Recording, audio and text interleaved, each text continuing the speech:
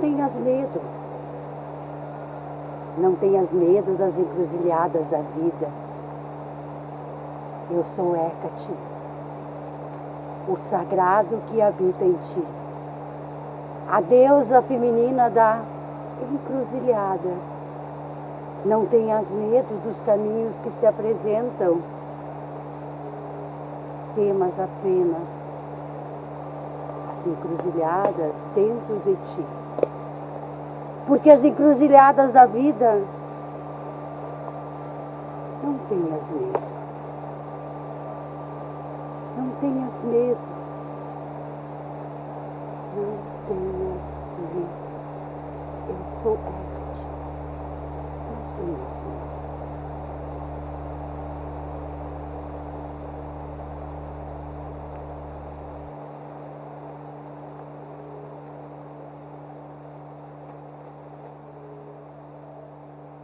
Terão deusas mais jovens? Terão. É preciso falar da juventude. Mas a escolha de uma deusa que está se transformando e vai se transformar cada vez mais numa anciã, eu imagino que ela terá, com o decorrer do tempo, ela chegará aos 90 anos, é a relação com o mundo atual. Né? As pessoas que estão na faixa etária dos 60, o que nós pensamos? Nós vamos sobreviver, nós vamos ver o futuro. Nós temos relação com os mais jovens, nós temos relação com as crianças, mas nós queremos a velhice, aquela velhice muito velha, porque é isso que a Hecate representa.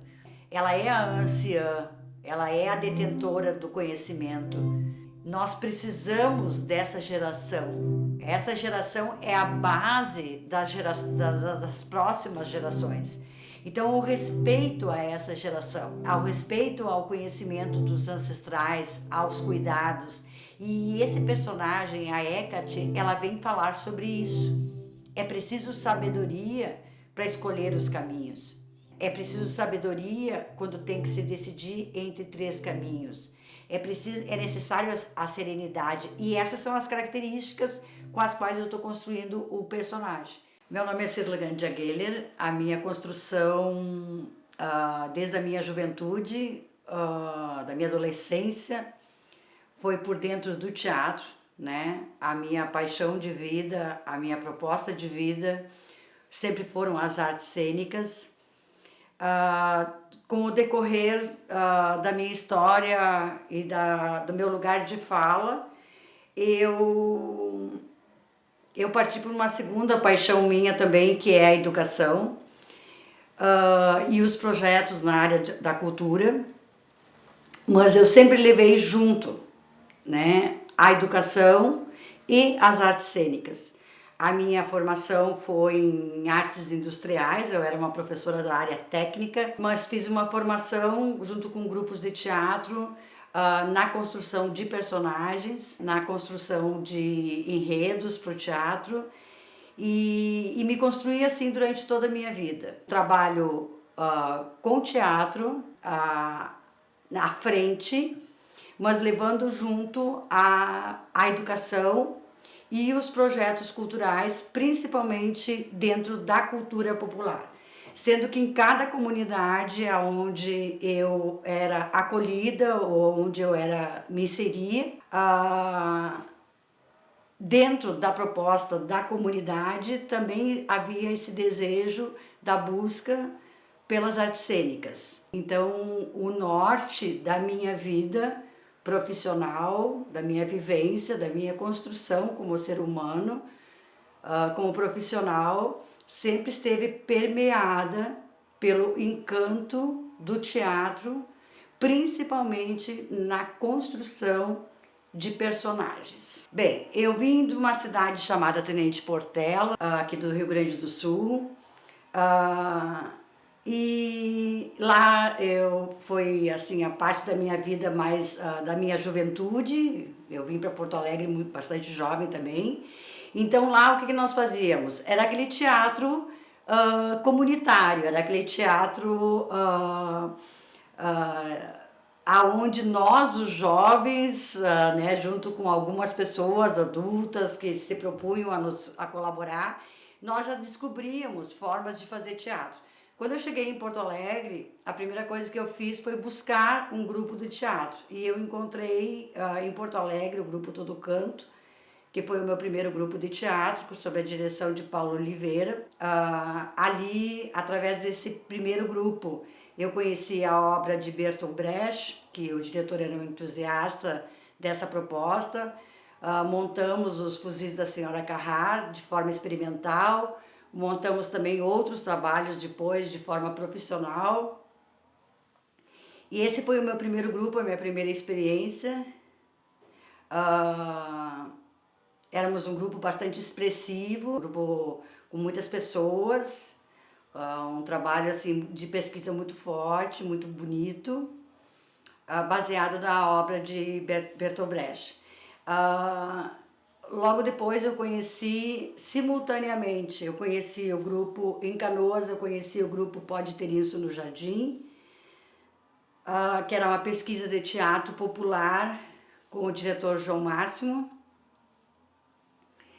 E eu comecei a circular pelo grupo Pode Ter Isso no Jardim. Mas na época que eu conheci o grupo, eles estavam em fase de conclusão de um trabalho profissional e eu já tinha conhecido o trabalho de oficinas do grupo Oi Nós Aqui Travês, onde eu fui muito bem acolhida e aonde isso era uma década dos anos 70. Meu contato com o Oi Nós permanece. Fizemos inclusive projetos de longa data em Canoas com oficinas permanentes de teatro, aonde eu estava inserida nessa pesquisa. Com o grupo Pode Ter Isso no Jardim, eu vinha montar espetáculos depois, e com o grupo, com a tribo Teatros Oi Nós Aqui Travês, eu tive também o prazer de estrear 3 trabalhos de pesquisa. Nós montamos o Teatro de Sombras, um teatro de sombras que entrava em cartaz no espaço físico do Oi Nós Aqui Travês. Nessa fase das oficinas, nós fizemos um exercícios cênicos baseado na obra Arena Conta Zumbi, e também montamos os Sinos da Candelária.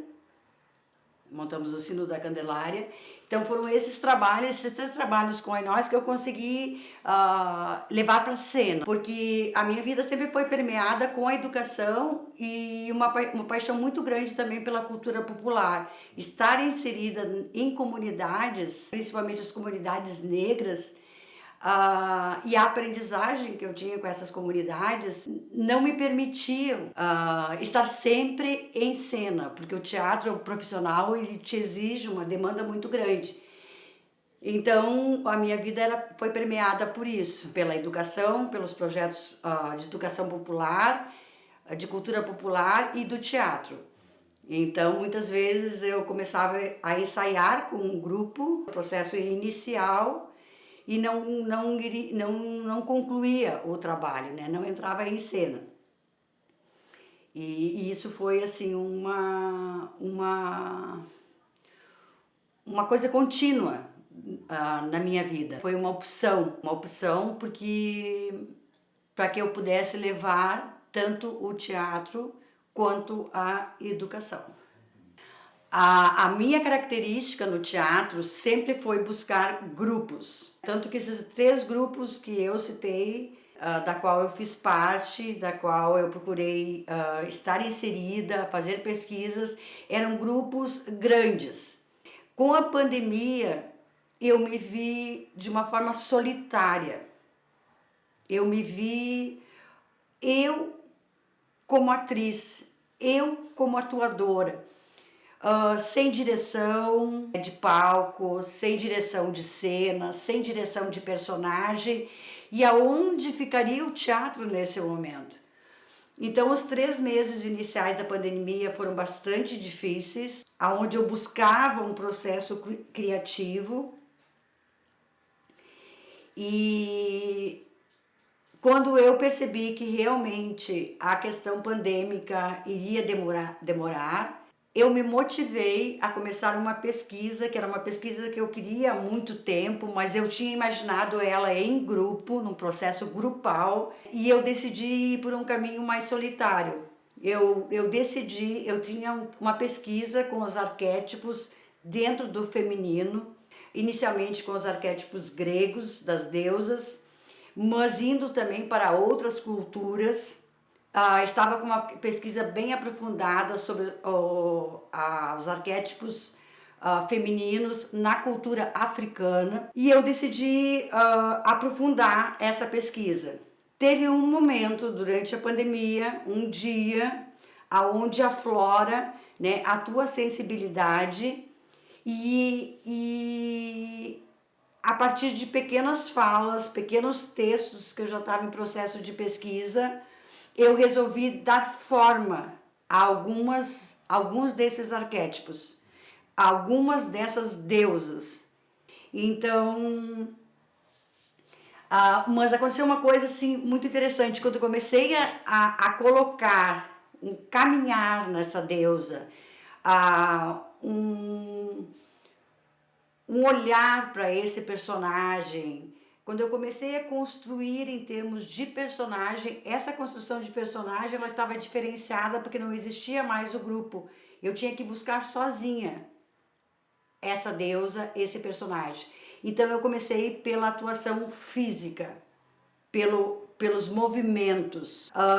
Logo depois eu comecei eu já tinha pesquisa, parte da pesquisa, então eu sabia quais eram os objetos de poder de cada uma.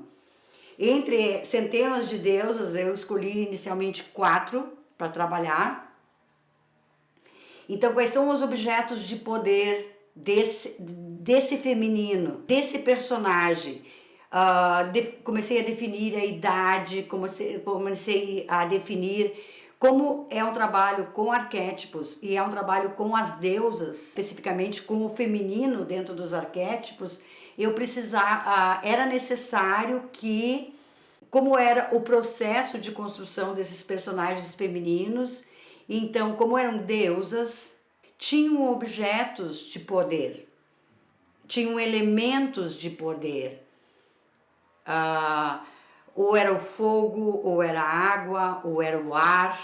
Então, assim, eu comecei a construir, iniciando pela movimentação física, indo para os objetos de poder, ao mesmo tempo trabalhando a parte interna desse personagem.